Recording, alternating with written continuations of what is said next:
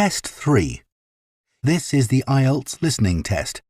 You will hear a number of different recordings and you will have to answer questions on what you hear. There will be time for you to read the instructions and questions and you will have a chance to check your work. All the recordings will be played once only. The test is in 4 parts. At the end of the test, you will be given 10 minutes to transfer your answers to the answer sheet. Now turn to Part 1.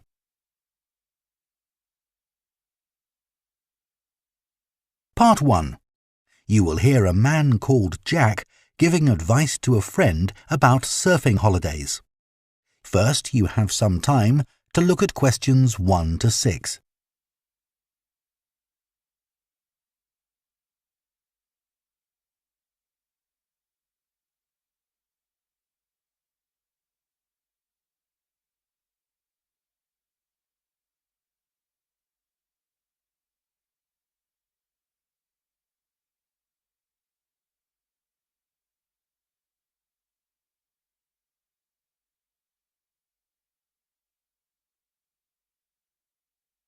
Now listen carefully and answer questions 1 to 6. Jack, I'm thinking of taking the kids to the seaside on a surfing holiday this summer, and I wanted to ask your advice, as I know you're such an expert. Well, I don't know about that. But yes, I've done a bit of surfing over the years. I'd thoroughly recommend it. I think it's the kind of holiday all the family can enjoy together. The thing about surfing is that it's great for all ages and all abilities. My youngest started when he was only 3. Wow! But it's quite physically demanding, isn't it? I've heard you need to be pretty fit. Yes, you'll certainly learn more quickly and won't tire as easily. Well, that should be okay for us. You've been surfing a few times in Ireland, haven't you? Yes, there's some great surfing there, which people don't always realise. And which locations would you recommend? There seem to be quite a few. Yes, there are loads. Last year we went to County Donegal. There are several great places to surf there. What about in County Clare? I read that's also really good for surfing. Yes, it is. I've been there a few times. Most people go to Lahinch. My kids love it there. The waves aren't too challenging and the town is very lively. Are there good hotels there? Yes, some very nice ones. And there are also a few basic hostels and campsites. It's great if you need lessons, as the surf schools are excellent. Sounds good. Yes, and there's lots to see in the area, like those well-known cliffs. I've forgotten the name of them. Oh, don't worry. I can look them up. I've also been surfing in County Mayo, which is less well known for surfing, but we had a really good time. That was a few years ago when the kids were younger. There's a good surf school at Carraniskey Beach. How do you spell that? Carrowniskey.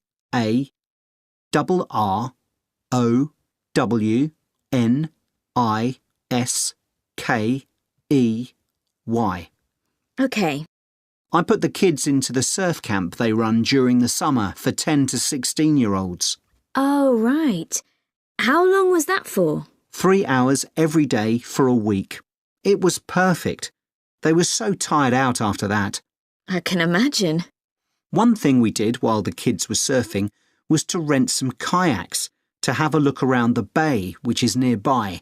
It's really beautiful. Oh, I'd love to do that. Before you hear the rest of the conversation, you have some time to look at questions 7 to 10.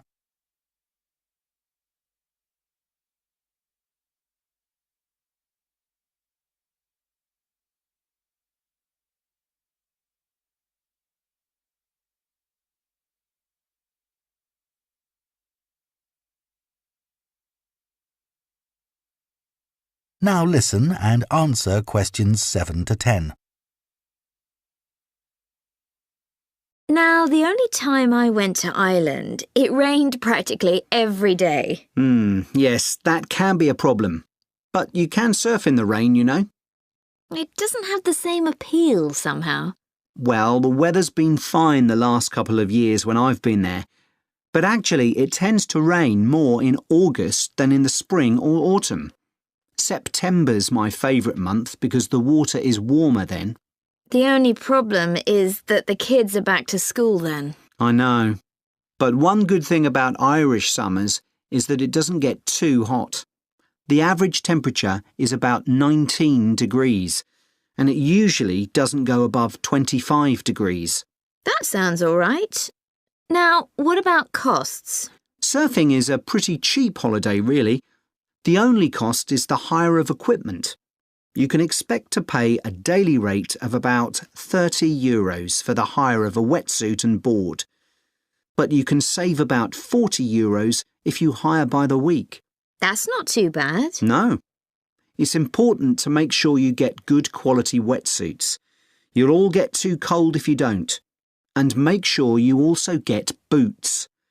They keep your feet warm, and it's easier to surf with them on too. OK, well, thanks very much for that. That is the end of Part 1. You now have half a minute to check your answers to Part 1.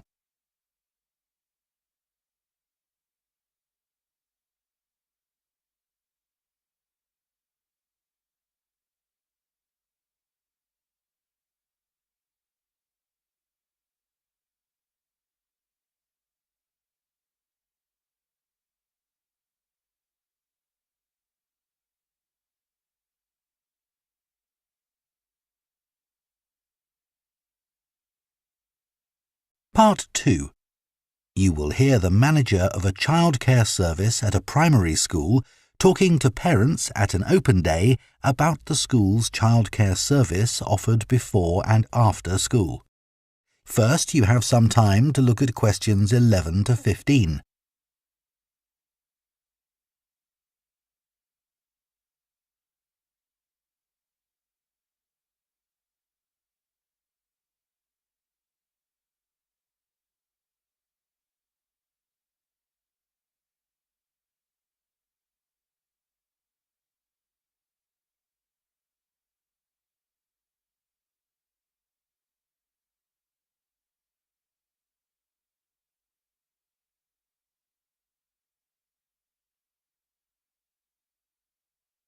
Now listen carefully and answer questions 11 to 15. Good afternoon. My name's Mrs. Carter and I run the before and after school extended hours childcare service. I hope you've had a chance to have a good look around the school and talk to staff and pupils. I know that many of you are interested in using our childcare service when your child joins the school, and perhaps you already know something about it. But for those that don't, I'll go through the main details now. We offer childcare for children from the ages of 4 to 11, both before and after school. I know that many parents who work find this service invaluable. You can leave your child with us, safe in the knowledge that they will be extremely well cared for. We are insured to provide care for up to 70 children, although we rarely have this many attending at any one session. I think we generally expect around 50 to 60 children for the afternoon sessions, and about half that number for the breakfast sessions. Although we currently do have 70 children registered with us, not all of these attend every day. It's 10 years since we began offering an extended hours service, and we've come a long way during that time. When we first opened, we only had about 20 children attending regularly. We try to keep our costs as low as we can, and we think we provide very good value for money. For the afternoon sessions, which run from 3:30 until 6 p.m, it's £7.20. But if you prefer, you can pay for 1 hour only, which costs £3.50, or 2 hours, which costs £5.70. The cost of the childcare includes food and snacks. They'll be given breakfast in the morning and in the afternoon, a healthy snack as soon as they finish school. At 5 p.m, children are given something more substantial, such as pasta or a casserole. Please inform us of any allergies that your child might have, and we'll make sure they're offered a suitable alternative. As you may know, the childcare service runs through the school holidays from 8 a.m. to 6 p.m. We offer a really varied and exciting programme to keep the children entertained. We don't want them to feel as if they are still at school. It will also feel different because they'll get the chance to make new friends with children from other schools. Spaces are available for them because a lot of our term time children don't always attend during the holiday. In the past, parents have asked if children over the age of 11 are allowed to come with their younger brothers and sisters, but I'm afraid we're unable to do this because of the type of insurance we have. Before you hear the rest of the talk, you have some time to look at questions 16 to 20.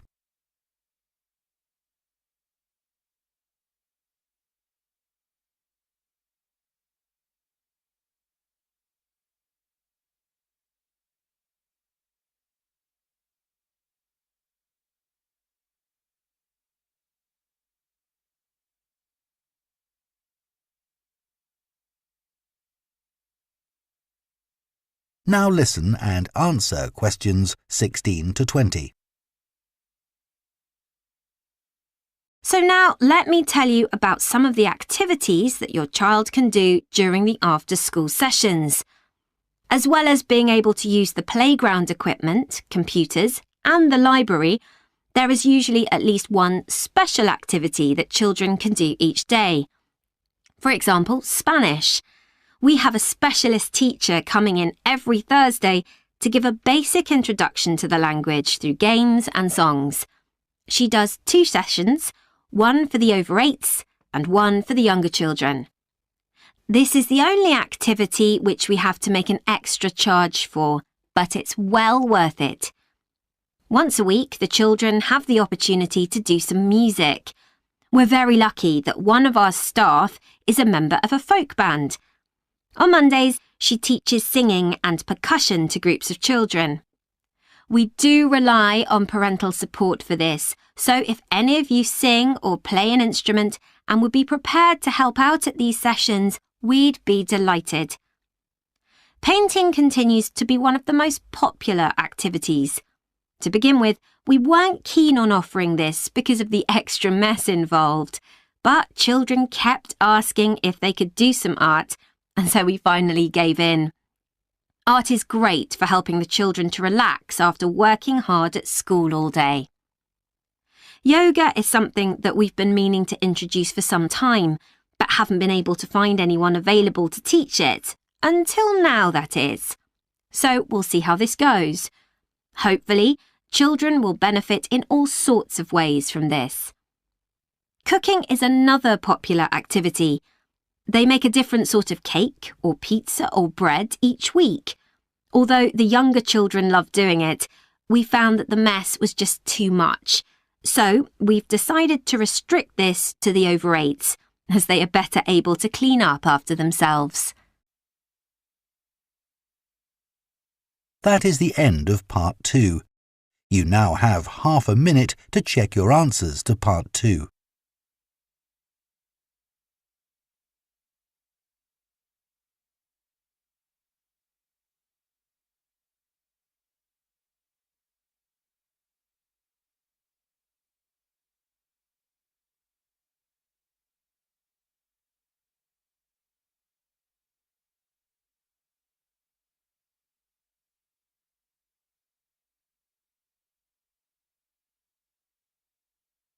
Part 3. You will hear Holly, a student on an events management course, talking to her tutor about her work placement. First, you have some time to look at questions 21 to 24.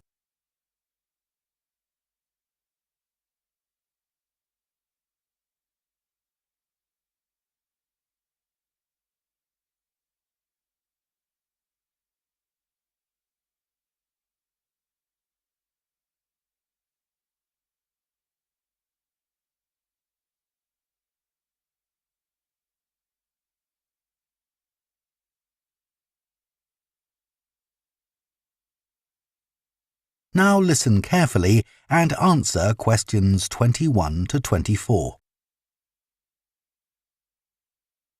Hello, Dr. Green. I'm here to talk to you about my work placement. Oh yes, it's Holly, isn't it? Yes, So, which work placement have you chosen?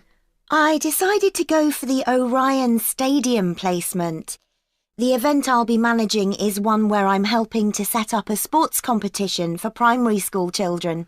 Yep, that's always a popular placement, even though it can be tougher than you think, working with children. I know, but it's the fresh air that attracts me. Organising something indoors doesn't have the same appeal, even though it might be fun.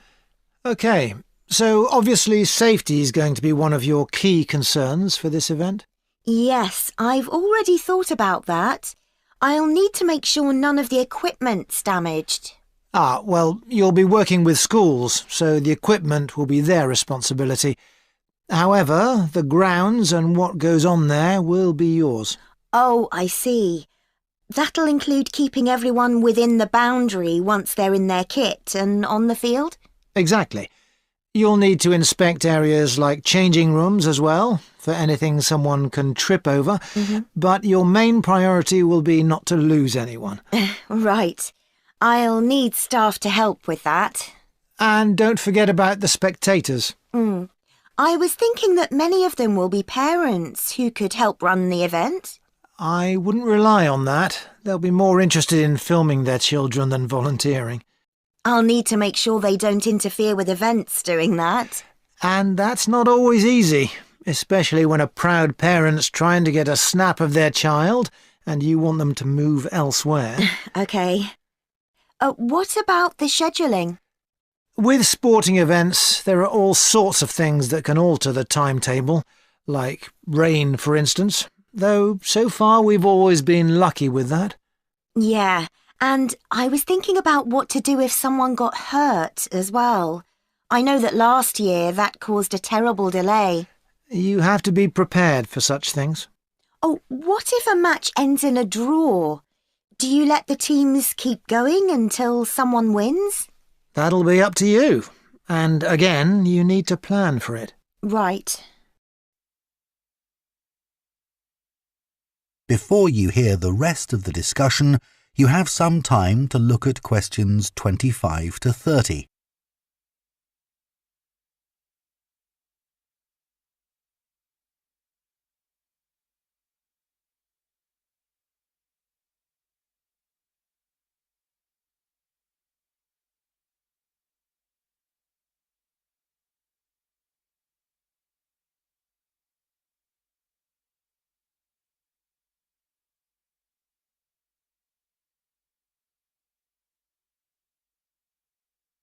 Now listen and answer questions 25 to 30. Now, the aim of your work placement is to give you the opportunity to develop the skills that an events manager needs. So let's talk about those a bit. Well, I think my communication skills are pretty good. I can talk on the phone to people and book venues and that kind of thing. Good. Just remember, it isn't only about what you say. If you meet someone face-to-face and want to persuade them to be a sponsor, for example... Oh, I'll dress up for that, sure. Good. Let's go on to think about your organisational skills. You're working in a very people-based industry, and that means things won't always go to plan.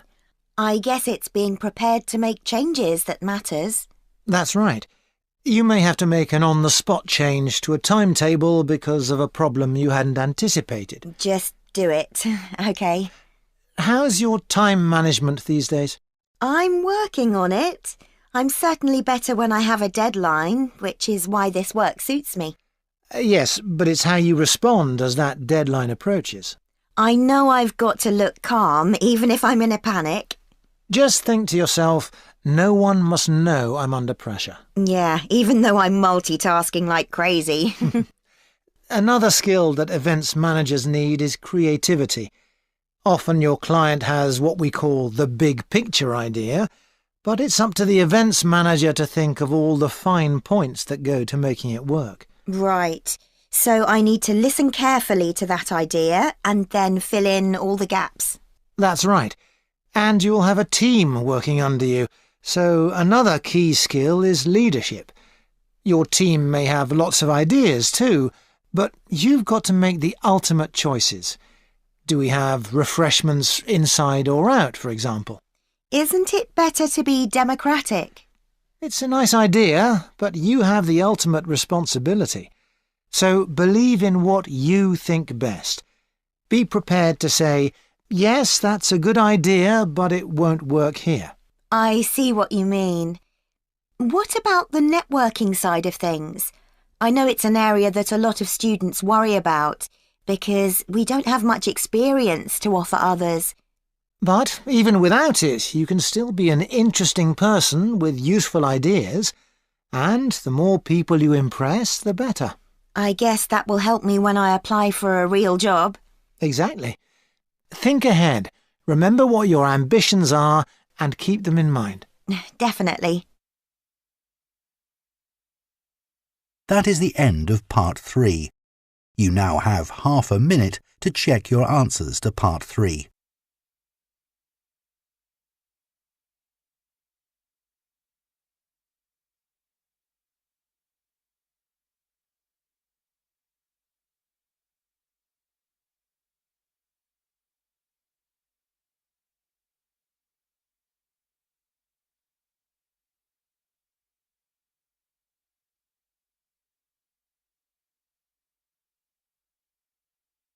Part 4.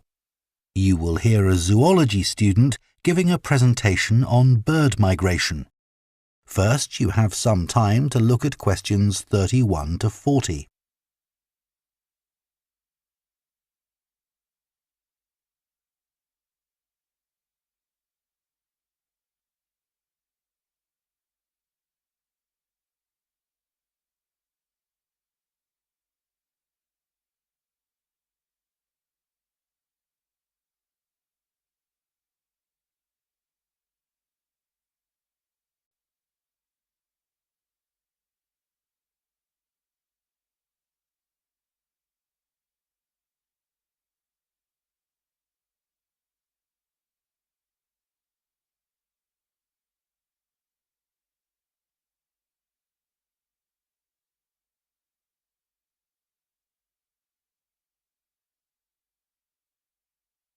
Now listen carefully and answer questions 31 to 40.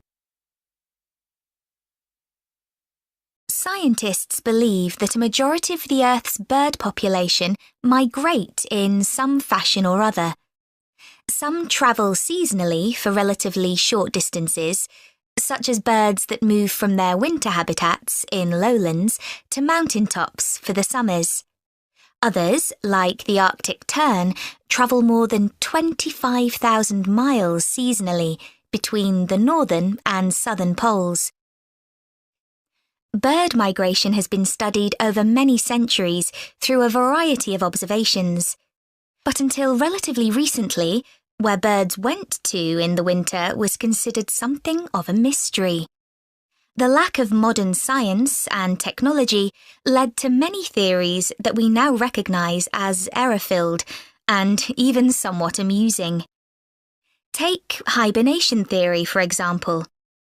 2,000 years ago, it was commonly believed that when birds left an area, they went underwater to hibernate in the seas and oceans. Another theory for the regular appearance and disappearance of birds was that they spent winter hidden in mud till the weather changed and food became abundant again. The theory that some birds hibernate persisted until experiments were done on caged birds in the 1940s, which demonstrated that birds have no hibernation instinct. One of the earliest naturalists and philosophers from ancient Greece was Aristotle, who was the first writer to discuss the disappearance and reappearance of some bird species at certain times of year.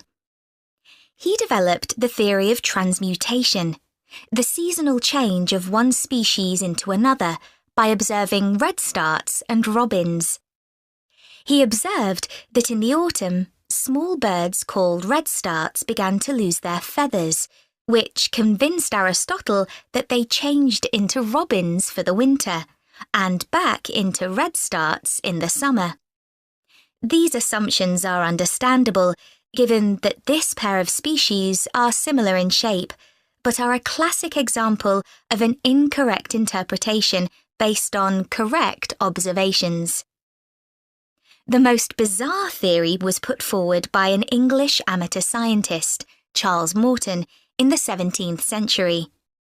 He wrote a surprisingly well-regarded paper, claiming that birds migrate to the moon and back every year. He came to this conclusion as the only logical explanation for the total disappearance of some species.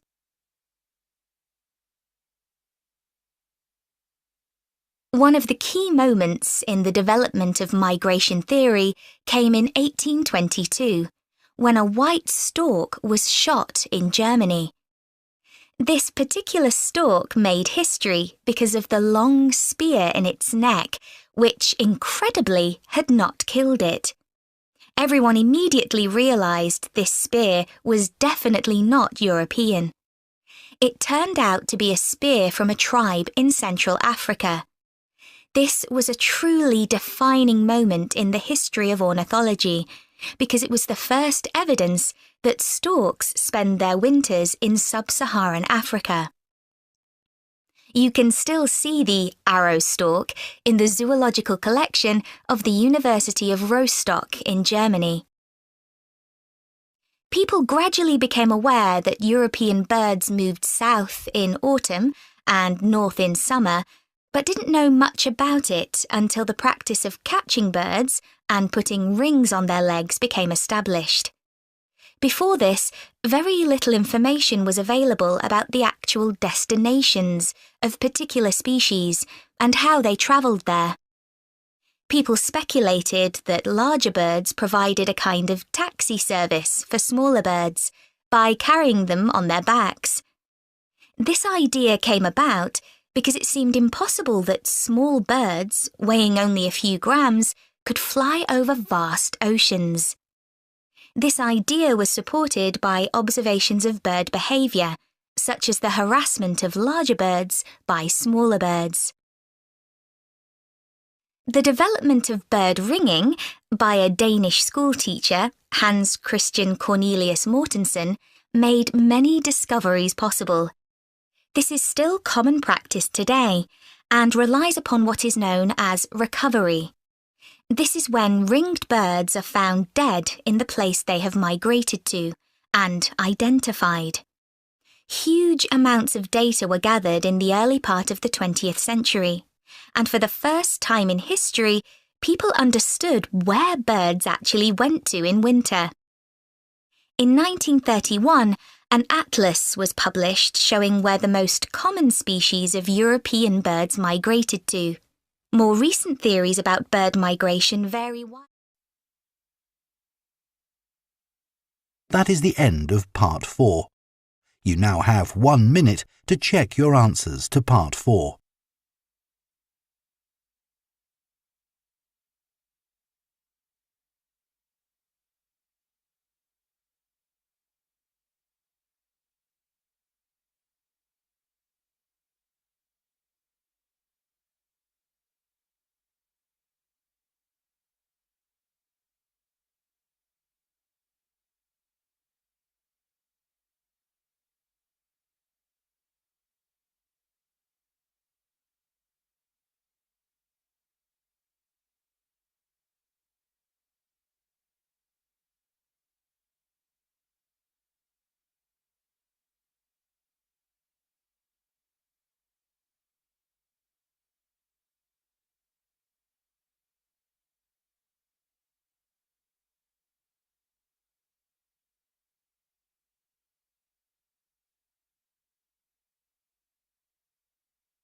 That is the end of the listening test. In the IELTS test, you would now have 10 minutes to transfer your answers to the answer sheet.